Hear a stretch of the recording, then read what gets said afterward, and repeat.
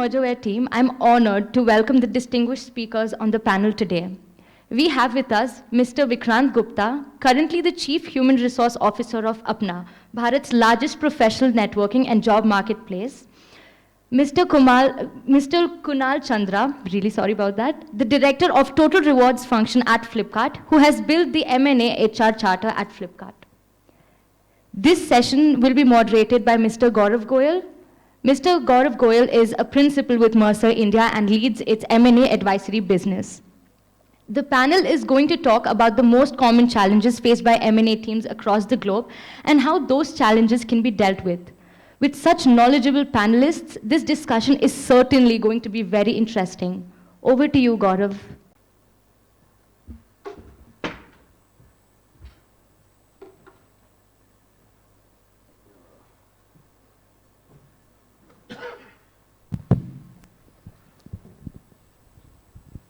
Apologies for this hold up. This was not at all planned, not to have HR in the room at the last when you're talking about M&A.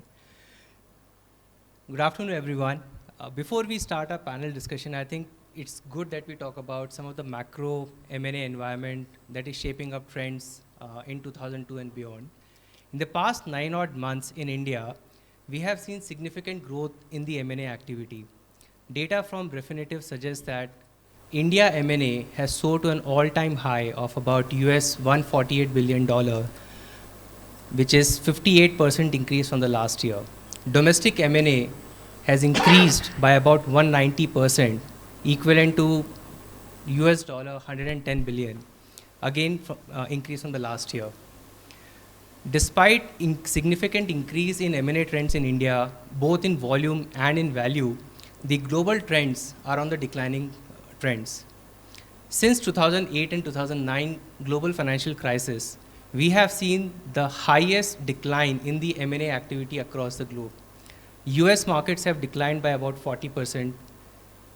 Asia Pacific has been impacted by about 30%, and Europe has been impacted by about 24%. Thank God we are in safe hands in India, and we hope that this activity in India continues as we move into 2023. Our recent M&A research from Mercer indicates that the factors driving deal making are primarily increasing the technological foothold for companies in India and also ensure that the companies scale up before the competition does so that they gain competitive advantage. The priorities from the deal makers across deal lifecycle remains operational stability, which includes stability with talent, customer and client retention, and a clear roadmap for value creation when a deal is done. So without further ado, let's start this panel conversation. I would like to ask Vikrant, in terms of the priorities and challenges that the deal makers are facing, what would be some of those 4-5 challenges that you have observed deal makers are wary of as far as the deal making is concerned? Sure. Good evening, everybody. Thank you for being here. My name is Vikrant, and glad to be part of this discussion. I'm not an M&A professional practitioner, SME of sorts, but across my career journey, I've now dealt with almost about 25 odd acquisitions. A lot of them led them from an HR lens, and some obviously been part of either acquiring or acquired or integrated organizations. So I think hopefully the value that I should be able to add is more practical, rather than what we all keep reading about. So with that, over to answer the question. I think there are various challenges, and I don't think it's right for me to say like these are the top 3, because every acquisition is like a life of its own. It's so very different. But I think genuinely what I've seen the challenges from my perspective is largely, I would say, 4 or 5. Right. The first, and here some of them are very obvious. The first ones are really when we don't understand the why of the acquisition. And that very well happens, especially in cash-rich organizations which have a target to use the cash up rather than putting it in banks, right? So when the whys are not very clear, we usually find that there's a lot of challenges that come along down the way.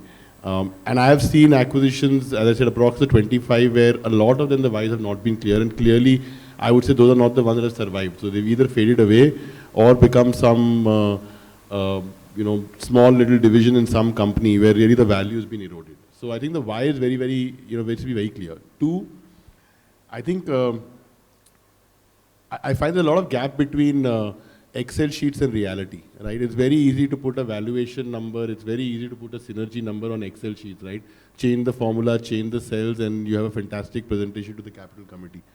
But I think really being able to assess what the synergies are going to be there after the merger and acquisition, what kind of client retention will you find, where the synergies will come from. I think I've seen a lot of these organizations overvalue or overestimate some of these synergies and then go running helter-skelter trying to make up for these synergies, right? And once you know your business case is off the charts, that's when you will see a lot of short-term decisions really further eroding into the value of the acquisition. Those two are primarily. If I take a little bit of process and people side, I think for me the challenges are, I would say, a very ill-equipped team. What I've really observed is it's a sexy space to be in, acquisition. You tell any organization you're going to be part of an M&A and you'll find everybody volunteering and putting their hands up to say yes. But I think, again, as I've experienced this across different countries, integrating and being part of PMI teams and acquisition teams, the preparedness for this team has been significantly low. Not just in knowledge, but even in very sensitive topics like cultural sensitivities, how do you deal with stakeholders across different cultures, have been wanting. And I think that's the key one, because the one team that holds both the organizations together for the longest period of the journey is your acquisition PMI part, right? And lastly, I would say there are many others, but probably for me is, especially in today's world, underestimation at the pace at which technology will change.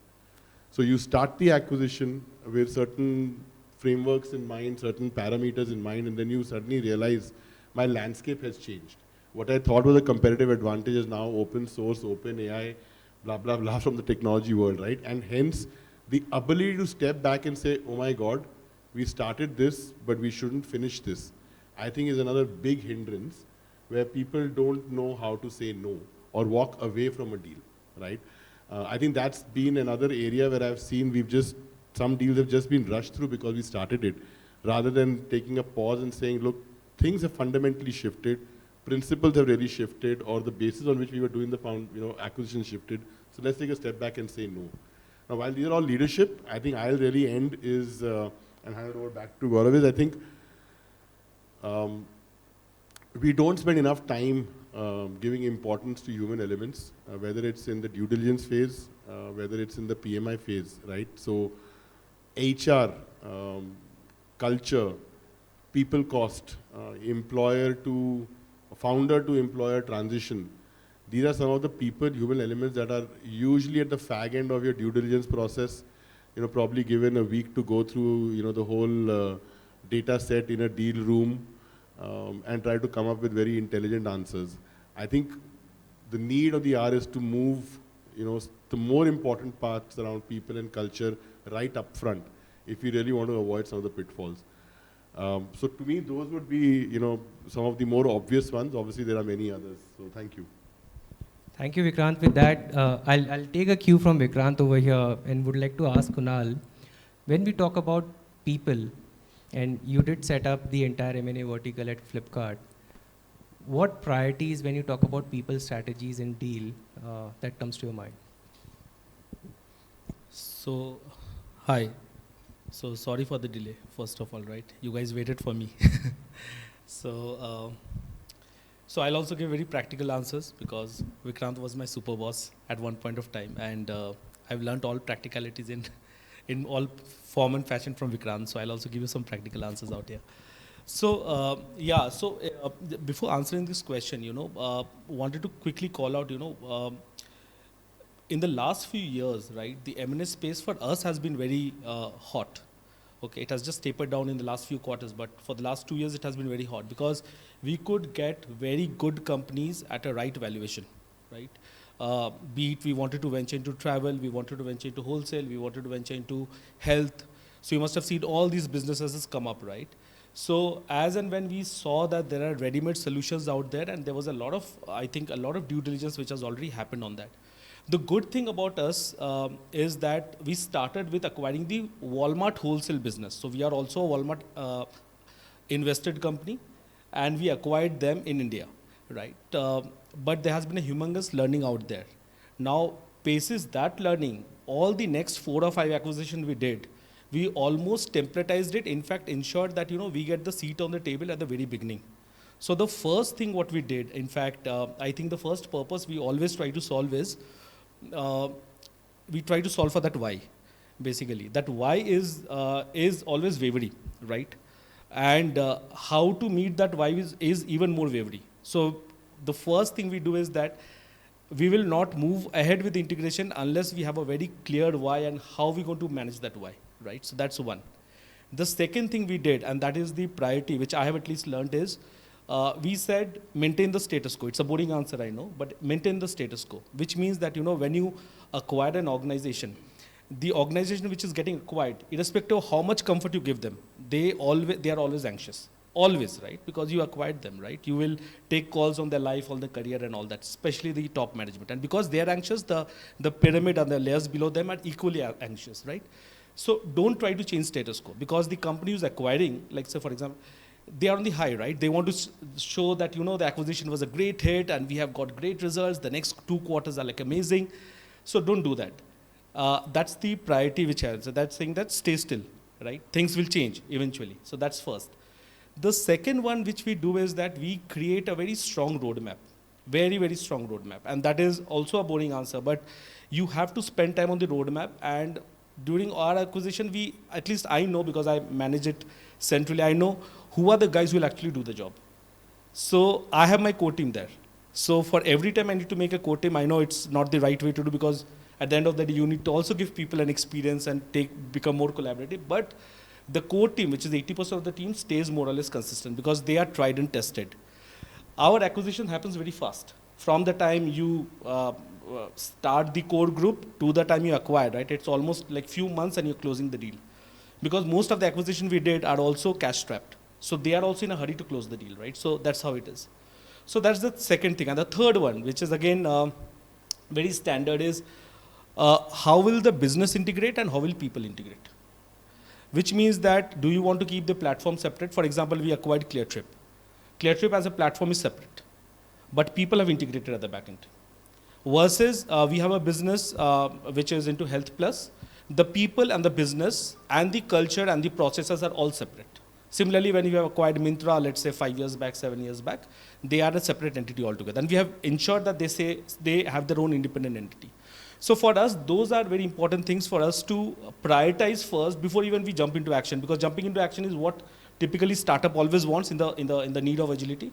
But somewhere as a central COE, you will have to hold the ground to say, no, unless we get this right, we will not do it. We will not move forward. And I think those are some of the key priorities for me, at least. Fantastic, Kunal. Thank you so much for that. So what Kunal explained are certain success that they have observed at Flipkart, and success obviously varies from deal to deal. There is no one size fits all approach. There is no one mantra, one framework, one formula as consultants we would want to implement that every deal is successful. But Vikrant, if you can sort of share some light around, specifically on the why part, and how do you ensure that whatever the deal hypothesis has been put in place when the deal makers are going out and scouting for targets, and then starting due diligence and so on and so forth. What process they sort of take forward to ensure that the deal hypothesis that has been put in place at the start, the teams later on delivers on that deal hypothesis, and the synergies that they have gone for, right, or they have estimated for, is realized in certain time frame? You're asking for the answer to a magical question.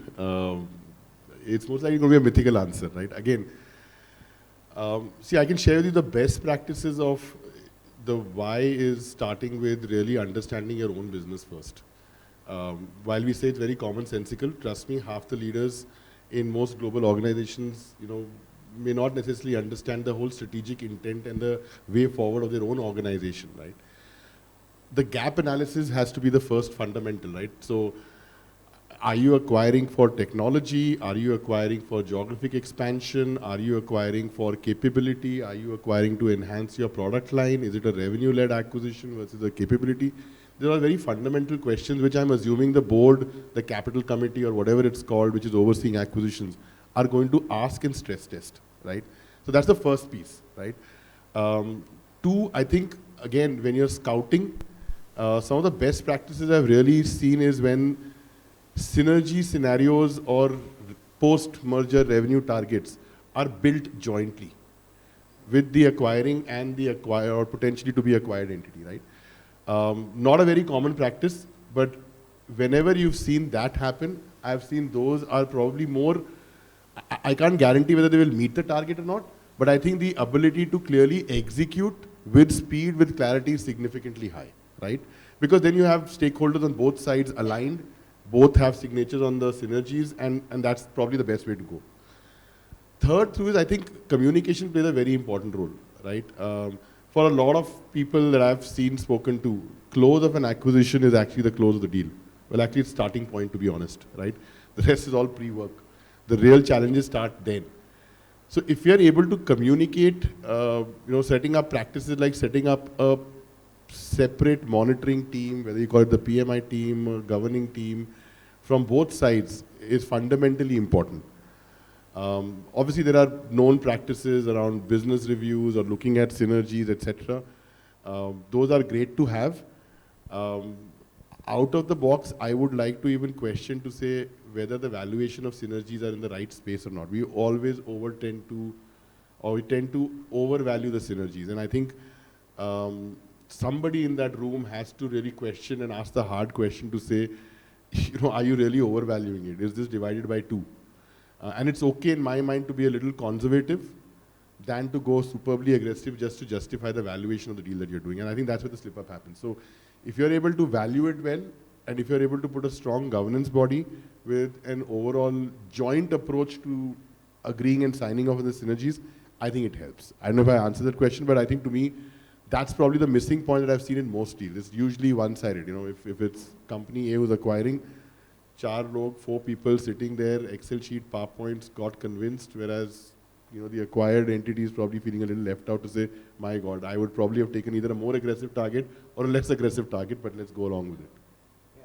So you've actually touched upon a particular aspect which you have sort of mentioned earlier as well, having the right capabilities to drive the deal value. And setting up the governance, you call it PMI, you call it Integration Management Office, and having an integration manager on board and so on and so forth. What in your experience is the right time when you would want to have this particular team onboarded onto the M&A? Many times we see that deal makers are different, their job is done and dusted when the deal is closed. It has been passed on to operations team to carry on and then work on the synergy. It is often the difference in valuation, the difference in synergies that you mentioned is not clear to the operations team because they were not involved, earlier. So what are some of those leading practices which you have observed when to put IMO in place, when to put this governance body in place as far as the deal life cycle is concerned? And we can break up the life cycle as deal strategy, due diligence, pre-close and post-close. I think the best practice has been, at least the organization that I worked with, that I spent doing almost 14 different acquisitions. The core team was standard. When I say standard, the core team was 4 people: technology, business, legal, 5, IT and finance and HR. So there were these 5 representatives which were part, probably more regional setup, so APAC, North America, Europe. But these 5 people were core to every single conversation happening on every single deal. So as part of that core team, the only place I was not involved is when our deal team in that organization was talking to bankers to identify the 5 potential candidates, right? But after, at the moment we had locked it down to the top 2 or top 3 where you want to invest in due diligence, you were there. You were forming, we were part of the business case. We were part of understanding, where and how and why we are doing this acquisition. And then we had to go ahead and figure out which the team would come in at a certain point in time. So I think the best practice is to have a very small core team. You know, you may not have, depending on the size and complexity and the geography set, you may choose to drop IT for today or HR for tomorrow. But again, it's all about having that core team which leads through right from the start to the end. The best practice, for example, at least, you know, I'm not naming the organization intentionally, but not only as HR are responsible for doing the due diligence, looking at integration budgets, looking at synergies from benefits perspective, but I was also responsible as the team to run that acquired entity for 3 months in whichever state we did the integration, right? 3 to 4 months. So the handover used to happen only at the end of 4 months so that, you know, any bullshit that I make on PowerPoints is actually implementable on the ground, right? That was the point, I think, make it real. So it's not just about bringing in different parts of the pieces and, you know, getting the job done, but really having a continuous team right through the deal. So I don't think there's a quote-unquote stage-wise team. Of course, there'll be some parts of it that'll come in and go, which are very need-based and transactional, but the core team should stay right through the deal to actually running the organization for 3 or 4 months. Fantastic. Yeah. I want to add something to what Vikrant said, right? I think there's a merit in templatizing some of these things, right? Because running the company for 3 months or 4 months or 6 months is BAU, right? Which means that, you know, the way you accrue cost, the way you actually look at cost can be very, very standard. Now I find it very funny as an incident, I'll tell you. We, out of all the infrastructure costs, right, when we acquired an organization, we missed out on the laptops and the IT infra cost, right? So technically and it looks very funny now, but in the scheme of some 2,000 things, right, you just miss out on something, right? So when these guys came in and when we started hiring more people, we don't have laptops for them. And that was the time when there was a chip shortage and all that, right? So people were hired and then they were sitting almost idle for 45 to 60 days, right? Or then we had to loan laptop from Flipkart to this entity and all that we did. But it was just because there was a template missing. So also we get wiser post facto, right? So we got wiser then after that, and of course we started adding a lot more things. But yeah, this is one of the things of, you know, how can you templatize and can run a company for the next, I feel 6 to 12 months is what it should be, but yeah, that's how it is. So Kunal, Vikrant did spoke about 4-5 functions being the core: HR, IT, finance, business, right? How has, from an HR standpoint, the role of HR as a function has evolved over a period of time? Because historically, if we talk about deal makers, and I don't know how many HR professionals are in this room, deal professionals are limited to business or finance. How has the role for HR evolved in the entire deal making, and how has HR contributed to ensuring success towards the deal? Yeah, see, I did 5 or 6 acquisitions in Flipkart, and prior to that, I did a couple of them on and off in some other organizations, right? I think as a nation or as an era, right, we have moved in to know that HR is important for deal making, right? I think that common sense has dawned upon almost everybody, including the business leaders who feel HR is a support function, right? All that has already happened. So I think that makes my life a lot more easier. I believe that, you know, when a deal happens, right, at least in Flipkart, I get involved right from a deal structuring point of view, because every deal is not a cash deal. There are share swaps deals also, right? Founders gets onboarded and founders will get ESOPs, and then Flipkart is an ESOP rich company, right? So we do so many things to ensure that we retain talent, we give them ESOPs, give them LTI. So all that, right, at least at a founder -1 level is a part of the deal itself. So nobody has got a choice not to include us. They will have to, right? Because nobody has a visibility of what we have, right? So that's for sure. That's been there from day one. And I think that has its own benefit as well. Because see, when business feels, and I'll pick it up from where Vikrant left it, that business tries to solve everything on Excel sheets and PPT.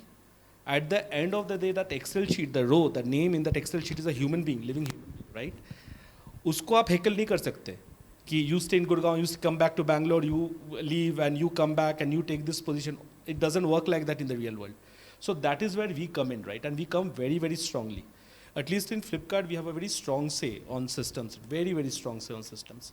So, just to let you know, I think things have evolved, which has helped me. In Flipkart, because we have visibility and it's just not a cash deal, it has always helped us. But most importantly, the way you're going to integrate talent has got a huge repercussion in the way you're going to manage costs, the way you're going to run your operations. For us, our OPEX would be 65 to 70%, right? Manpower cost is 65 to 70% of OPEX. So can you ignore us, right? You can never ignore that. And lastly, I think the integration to values, integration to a culture is very, very important, right? Now, if a call is taken that they will have, acquired entity will have a separate culture, a separate ecosystem and everything, then of course we have a arm's length distance to that. But if they get integrated, right, then from that zone, we come in right pre-integration to maybe 30, 60, 90, 120 days of integration. That's just to ensure that people don't feel that, a lot has changed for them, and yet the integration has happened very seamlessly. So all that is there. One other thing where we come in, right, is retaining the talent we want to retain. What happens is because of a lot of jitter and rumor, right, and as much as you would like to control it, you can never control it. That's how it is, right? Because people will speak what they want to speak. How you want to ensure that you keep the key guys who you want to retain intact, pass that message that your key are important to us, give them that retention levers, and ensure that you hold them accountable, not for themselves, for the business, also for the team. I think some of these levers have to be is managed by HR and nobody else can do it, right? And that is where I think we get on the board very fast. Fantastic, Kunal. Vikrant, you did mention about culture and communication as one of the not success mantra, but one of the critical elements that can drive deal success, right? And I'm consciously choosing the word can, not will. How do we ensure? How have you? Because you mentioned that you have done 25 odd transactions. Either as on the acquired entity or the acquiring entity. How have you ensured cultural imbalance between both the organizations, specifically in the context of places where a more matured organization is acquiring a startup organization, right, where the pace of both the organizations is significantly different. You did mention about transition of a founder to an employee, right? So how do you ensure that this cultural imbalance is taken care of and the organizations are sort of integrated, not just on papers, but at a heart level also there is an integration happening? So disclaimer, some of these are my point of views, may not necessarily be an industry point of view, but I think so culture is very important. Communication is superbly important. But I think we also need to step back and ask ourselves, right? Think of any large organization, Infosys, TCS, Wipro, Accenture, they don't have a singular culture. They have microcosms of culture. You are hiring so many people with attrition being so, plus now you have a global footprint, right?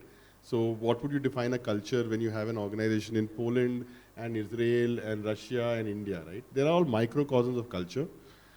So for me, I think first most important thing that we need to demystify as HR, as part of the acquisition team, is boss, let's not get an overhang with the word culture. It's important, no trick away, right? But let's not try and say कि यार culture यही होना चाहिए, right? There are different elements to culture. There are certain ground rules and basic rules, right? Integrity, process validation in terms of making sure that there is no hanky-panky going on, integrity is there, etc. I completely agree. I'll give you a straight up front example. I was sitting with actually an acquisition deal happening, meeting the founders. So this is now an organization which is fairly large, fairly global, very big in India, over 300,000 employees. Just short of naming it, but we were in Singapore and I'm sitting with the business lead, suited, booted, in a Starbucks, complete blue suit, leather bag, both of us sitting nicely, and in walks the person that is supposed to lead the acquisition. He's also a business from the other side. Ponytail, cap upside, back cap behind, and literally shorts and a white t-shirt, right? This was the first design acquisition ever done by this organization. So the company that we were acquiring was a design firm. It's one of the most successful firms, most successful acquisitions that ever happened. But we took a stand in that meeting to say, boss, never ever try to integrate this. The reason, again, I go back, is not because we have to do a checkbox or templatize cultural integration, right? And taking off from what Kunal said, you are acquiring a company for a certain value, the value that doesn't exist with you, right? So let's not take one paintbrush and paint it all. So that's fundamentally, I would say, the starting point to say, one size does not fit all. Please respect what you're bringing in. And sometimes and most of the time you're bringing in what you don't have, right? I think the second thing around communication, more often than communication, I think miscommunication hurts, right? I think there are two elements you have to be very, very careful about. One, making sure that your leadership visibility is superb high to show that there is absolute support. So whether you do town halls, whether you do email communication, your leadership has to be all over it. If they are not living and breathing it, people are not going to believe in the acquisition. I think the second, as you get into acquisitions with listed companies, etc., and we face this again, we were acquiring a company which was listed, and there was a leak, right? And that leak was the reason why we did not go ahead with that acquisition, because the company that I was part of is a listed company. The company that we were acquiring was a listed company, one of the big fours. We really had to walk away purely because there was an absolute mismanagement of communication, which then impacted their clients, their ongoing projects, created havoc. We literally had to stop everything in tracks. So I think having a communication expert to manage that is superbly important. And lastly, I would say things that have worked well or will work well.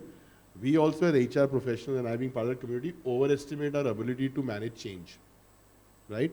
We're not change agents. We are HR professionals who know our job very well. But there's a specialized role for change agents.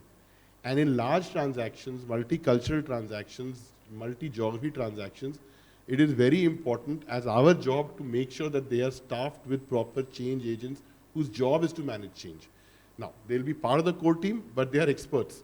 And I think sometimes we overstep that role, or business leaders overstep that role, saying that I can manage change because it's supposed to be a competency that all of us are supposed to have, right? But let's not underestimate that, is what I would say. Kunal, your views on managing culture in transactions? See, my definition of culture is very simple. There are set values. Are you following those values or not? As simple as that. Like, there are multiple definitions, but this is my definition of culture, right? So as Vikrant said, right, there is no hard and fast rule that you have to force fit the values, right? But what I've also seen, and it's a very funny thing I've seen, right, when we acquire an organization, we realize that if not all, a big portion of values are very similar. They may be worded differently. Like, for example, customer first and customer centricity. Technically, customer he manage कर रहे हो ना, तो customer ही है, right? So that's how it is. So as long as you can create those semblance and say that these are some of the values which are very, very similar, and pass on the saying that nothing much is changing, right? And you pass on the message that how you are changing the value and why you are changing the, and why is it important. That more or less solves the issue. Because by and large, let's say people also change organizations, right? We also have 20-25% attrition, which means our people are also going and working somewhere and somebody else's people also coming and working with us, right? So people adopt to culture, people adopt to values, right? People are flexible. We try to overcomplicate it, as simple as that. So that's one. Second is that, see, as long as you have integrated values in your, and if you want to integrate culture, by the way, that's the backdrop. If you have integrated values in your daily ways of working, your performance management system, your increment system, your promotion systems, right? Competencies, values. Then in one cycle, I've also seen that people have adopted and they have become a part of the new culture, the new values and all of that, right? So it's a very simple task. The third way is that make it a part of your town hall. Like as simple as that, murals on the wall, right? While people may not read it, right? But you don't know the impact it has on the subconscious mind. Always passing through that wall and all that, right? Very simplistic things. Make it a part of your town hall.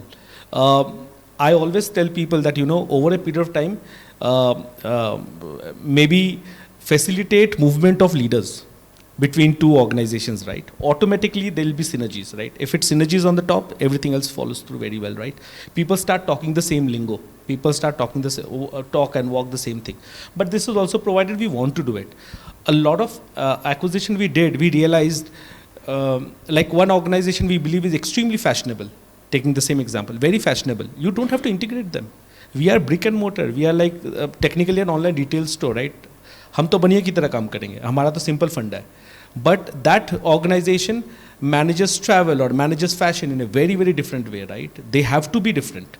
So why to integrate them and unnecessarily just to integrate a culture to tick the checkbox? you make the entire organization suffer and people suffer for that, right? So it's not needed. It's a practical call, very, very practical call. So some of these things you can do, but I think the first question is that how you want to look at this organization on a longer period of time. That's the thing. Vikrant, you did mention about information leakage in transactions, specifically when the organizations are listed. How has the role of technology evolved when it comes to the entire deal process? Specifically, I mean, I still remember the days when there is a data room set up, physical data room set up in Target's organization, where you have to skim through all the documents physically, because exactly of the same reason, right? You don't want any information to be leaked out from the target organization. Post-COVID, when there are, you know, not by choice, by chance you have to rely on technology. So how has technology played a role in ensuring that you are becoming more efficient, at the same time you are protecting all the principles of deal? Sure. So, I mean, I think technology or virtual data rooms were set up even before COVID, right? I don't think it's a COVID-driven phenomena, given the distributed ecosystem that we all work in, right, with organizations being global, etc. So I think that's good, but I think obviously IT security and data leaks is now really a paranoia. The moment you have anything virtual, it's open to hacking. So can you make sure, you know, as service providers, your deal rooms, etc., are superbly safe, which I think we've done a fairly good job. While the risk is there, I don't think I have heard so much of that risk coming to life. So hopefully we're all done there, right? I think what's happened with COVID is fairly innovative now, right? So given that a lot of teams are global, remote, you know, I probably think there are 2 or 3 things that come to top of my mind technically which has changed, or technologically which has changed. So one, I think AI ML is playing a significantly important part in assimilating all the information, etc. there is, with visualization playing the second big part in looking at data, right? So rather than looking at graphs and charts today, now with big visualization tools on the back of AI, I can, for example, understand why there is a spike of invoicing happening in this particular month versus another. Or why is there a spike suddenly of customer exits or billing going down, which then helps you get a lot more smarter in either your business case planning, also understanding the risks, if any, right? And then I think lastly, I was reading in a very interesting article, drones have started playing a very important role in M&A as well. With COVID being there, now physical walkthroughs are now being run by drones. You know, factories are being looked at through drones, and office complexes are now being captured through drones, etc. So I don't know where the world will go, but I believe technology is extremely important. I think there's a degree of importance that needs to be played to security, which I think we are doing. But now you will see a lot more AI tools, a lot more visualization tools, making decision making or data more readable. I don't know how far drones will go, but hopefully they're here to stay. A big portion of leakage also happens through employees or people who are involved in it. That is what Vikrant was mentioning. And that is one of the reasons, right? I try to stick to that core group, right? Because that core group is tried and tested. You know, they understand the implications of it. While a lot of people wants to be a part of an M&A project, right? But the seriousness around that comes over a period of time, right? And that's the reason you have to trust your core group to function with you in terms of managing data, managing secrecy, and ensuring that, you know, they don't leak out things unnecessarily. So that those are also. And M&A is demanding. I mean, folks in, you know, normal line jobs, 9 to 6, 9 to 9, M&A requires 24/7 availability. Yeah. So having that core team in place is fundamentally important, because people who can understand M&A, who can understand the priorities driving from an M&A, is an acquired skill, not a taught skill in your educational institutes. So Kunal, maybe we'll take this last point of discussion, and before we open it up for our audience to sort of pose questions at us. You mentioned about templates as playing a key role. What are some of the things that you have implemented or have seen, to ensure that there is monitoring happening at right levels as far as the deal integration is concerned? And it could be monitoring of anything. It could be integration of people, it could be integration of process, it could be integration of financials, and so on and so forth. Yeah, so we have templatized quite a few, but honestly, the templates not always work, right? You have to keep modifying it based on the need of the acquisition. See, for us, monitoring begins from the time we announce it or we get pulled in, right? So typically, that is how it works, right? Suddenly, one fine day, you'll get a mail from a legal team saying that acknowledge and revert. Right, so that means that you are getting involved in something which is confidential. So from that day till the deal happens, and for us it's almost 180 days, a little more than that, is where the monitoring continues. Okay, and even after that happens, there would be one or two people who will continue to monitor. May not be a full-fledged review, but people will continue to do that over a period of time. Because we strongly believe that it takes one full cycle, which is one full year, for you to completely integrate and feel a part of a larger organization, right? If you ask me, sorry, what was your question? Can you just repeat that once more?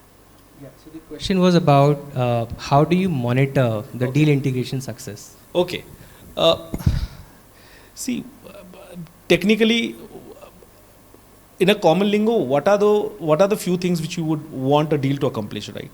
I'll talk more from a people friend, and maybe Vikrant has always spoken on the business side on this one. One is that you retain the key talent, the talent you need, because they may have they have the ability to steer the ship, one, and then they also have an ability know things which typically the founders who have built the entire ship, right? So basically they know exactly what works, what doesn't work, right?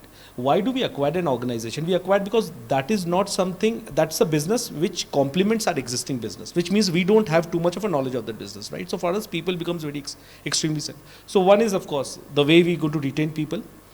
The second one may not be a very popular one, but how fast we weave out people we don't need. That's important, because that's equally important, because if you keep them for too long, you will see you are losing people who you need faster than people you don't need, right? So that's a practical one, by the way. Second is that how are we making people accountable on deliverables? So we do it through multiple cash programs, through long-term stock options, through accountability in terms of metrics. Like for example, we acquired an organization and we gave them a 3 years goal, right? And every year, if you achieve that, you get X, but if you overachieve that, you get 2X or 3X, right? So they know that they have a huge upside. So they need to deliver on that, right? So that's the second one. Third one, which is important, is when we acquire an organization, the organization can never be of our size, because we are, in terms of valuation, the largest startup. So there are founders, right, who have now become an employee, but their DNA is of a founder. So how do we ensure that they are aligned to their managers who are also a leader, and they are giving them the space of still operating like an entrepreneur and a founder? For us, that has been one of the biggest challenges, because people, while we get them, technically we want them to operate like an employee, right? And then that is where the struggle starts. So how you monitor to ensure that you you clear those deadlocks and ensure that the ship keeps moving forward. And lastly, I think if it is a fully integrated organization, if people start using the same system, they start using the same lingo, and we have the same processes, we have the same cycles. When we see it from an HR standpoint, and then on every discussion that entity is being discussed, that has an equal share on the table when discussion happens, I think the deal integration is done, right? For me, that's how it is, yeah. I'll just add to it. I think for me there are 2 or 3 fundamentals. So to monitor process first, I would say, unless somebody is putting a gun on your head saying don't do it, we should absolutely integrate the financial systems, so that there is a single point of truth for it. 2, I think JBRs, right, or I call it joint review boards or whatever you want to call it, right, are important. It's a running business that you bought. The business is a business case, a business plan. Even if they're not getting acquired, they may be cash strapped or whatever, but there is an outlook to business. Your job as an acquiring company is to accelerate that or add to it, right? And hence there is a sponsor in the business who's bought this company or done this acquisition. They have to be held accountable. So it's not just ki maine acquire kar liya, now you deliver, right? I mean, there has to be a joint responsibility on both sides. The person's acquired obviously is managing change, but the person's responsible on the acquiring side also needs to be held accountable to say, what do you need to do? And to Kunal's point, right, when you link compensation to milestones or synergy milestones or whatever objectives you have, it's great, but world will change around you. Right? What is cast in stone in 2019, I mean, none of us could foresee coronavirus, right? The world changes, economics change, And I think it's important to have this constant review where you reset expectations. It's okay if the 3 years become 5 years because 2 years we had a bad crush or something happened and we have an elongated time. But that tells you that it's a joint effort, and that's where I've seen success mostly happen.